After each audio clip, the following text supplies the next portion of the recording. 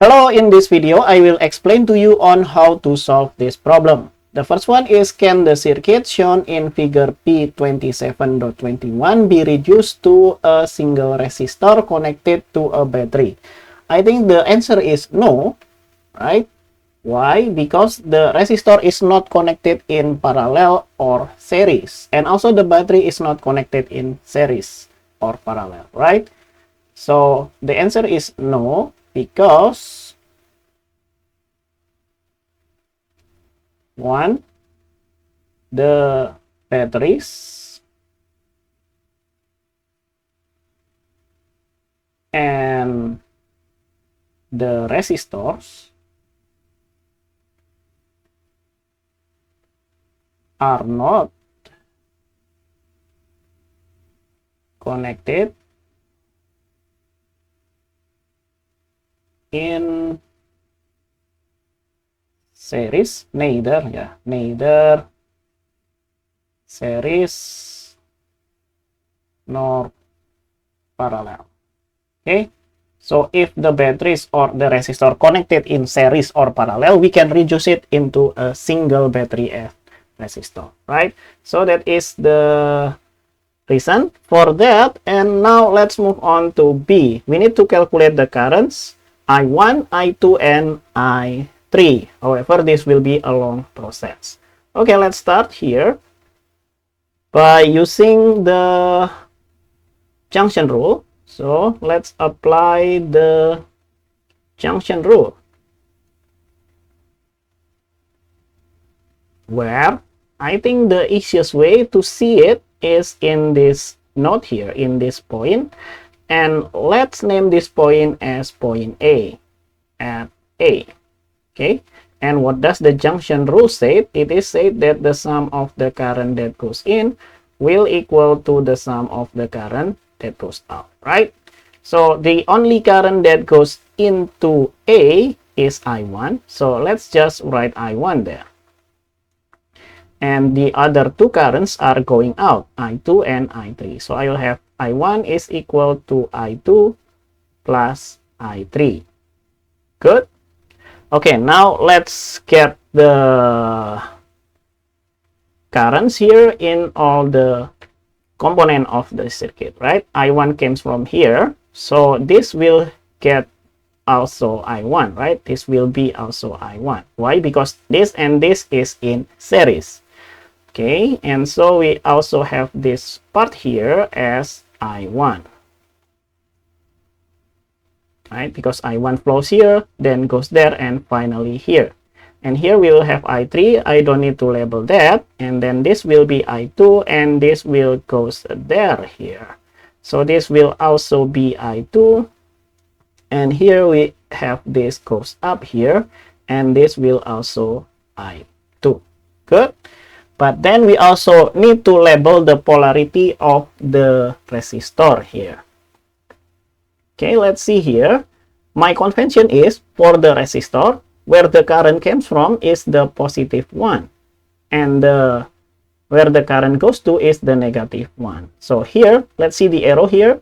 The current starts from here, so this one will be positive and this one will be negative, and that is for the resistor. And here I also label that like that. The current comes from this side and it goes for this side. Okay, and then this one, the current goes to the left here, so I will have plus here, and because it goes there, I will have negative sign here. Okay, and here I will have the positive side here and the negative side here. Good.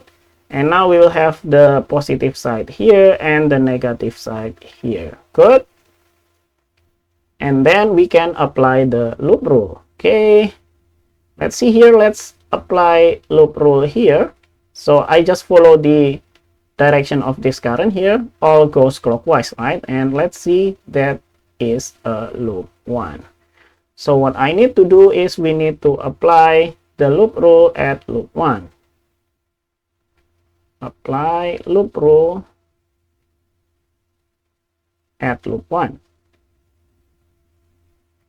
Okay, and then the loop rule said that the sum of the voltage will equal to 0.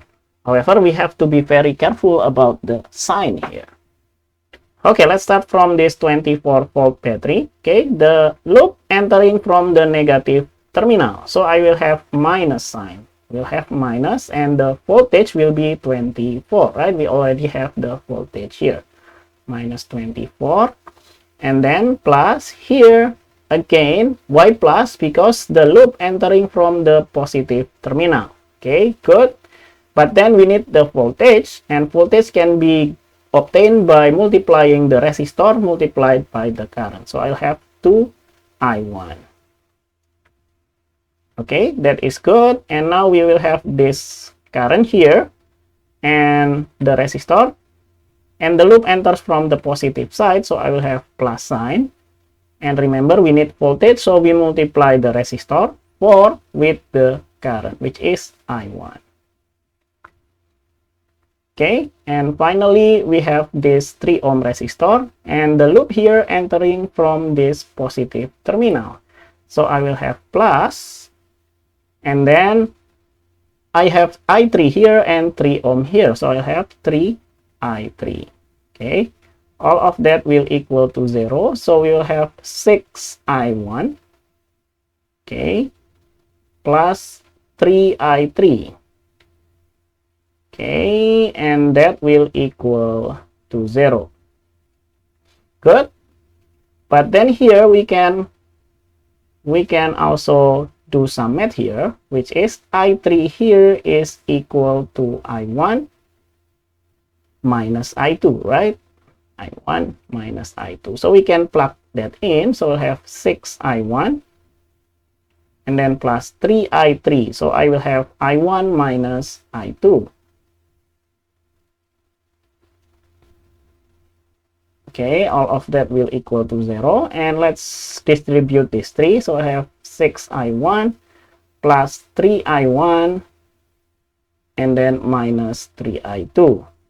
Okay, all of that will equal to 0, or we will have 9I1. Oh no, not 0. Here, remember that we have minus 24. Here we move it to the right hand side, right? Okay, sorry about that. So we will have 24 here. So we'll have 24 here and also 24 here. So we will have minus 3I2 here is equal to 24. Divide both sides by 3, so I will have 3I1 and then minus I2, and then all of that will equal to 8. Good. And I think we need to save this equation, and we need to apply one more loop rule at the bottom one. Okay, let's get that started. Okay, now we have one more loops here, and I just follow this I2 here. So I2 is going down to the left and to the right and going up. So I will have this one here as loop 2. Loop 2. And now we can apply loop rule at loop 2. Apply loop rule at loop 2. Okay, and loop rule said that the sum of the voltage is equal to 0. Good. Let's start from this battery here. Okay, the current enters from the negative terminal, so we will have minus sign here. And the value of the voltage will be 12 volts. So we'll have 12.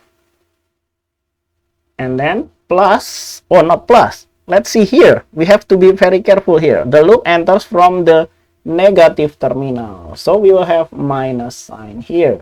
So we'll have minus, and then the voltage will be 3I3, right? So I'll have 3I3. Good.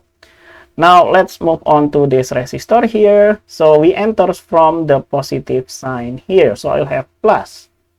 So I'll have plus 1 multiplied by I2, so we will have I2. Good. And now one more component. We have this 5 ohm resistors, and it enters from the positive terminal. So I'll have plus, and we'll have 5I2. Okay, all of that will equal to 0. But then now we can do some math here. We will have I2 And then minus 3 plus 5, we will have plus 2i3.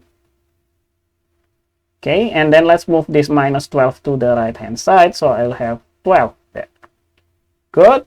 And now we'll have I2 and then plus 2 multiplied by I3. So I'll have I1 minus I2. Okay, and that will equal to 12. Now let's do some math here. I2, let's distribute these two. So we'll have 2I1 and then minus 2I2. And that will equal to 12. Okay, so we will have 2I1 and then I2 minus 2I2, I will have minus I2, right? I will have minus I2 and that will equal to 12. Good. Now look at this. We have our first equation here and this is our second equation. Okay, that is two equations with two variables. We should be able to solve that using linear algebra. Okay, maybe let's clean up our slide and solve that. Okay, now what we need to do is to solve 1 and 2. Okay, I will use elimination here because I have minus I2 here and I also have minus I2 here. It should be easy, right? So I'll have 3I2 minus I2, that will equal to 8. And then I will have 2I. I mean, this one will be I1, right? Not I2. So that is typo there. And then I will have 2I1 and then minus I2. And all of that will equal to 12.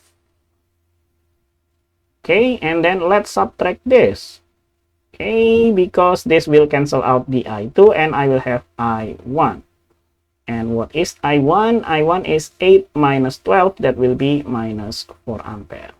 And we got I1 here and we can just plug it into one of the equation. Let's plug it into equation number 2 here. So I will have 2I1. That will be 2 multiplied by minus 4 and then minus I2. And that will equal to 12.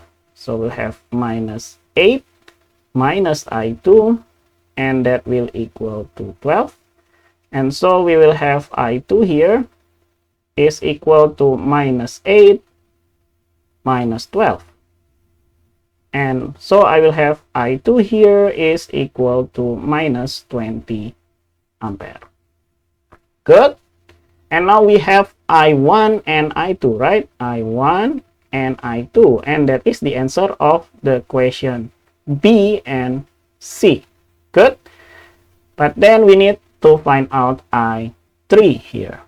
I3 is just I1 minus I2. So what is I3? I think we put it here. I3 is I1. I1 is minus 4. And then minus I2. I2 is minus 20. And so we will have this as 16 ampere. So we have the value of I3, which is 16 ampere. And that is the answer for the question D.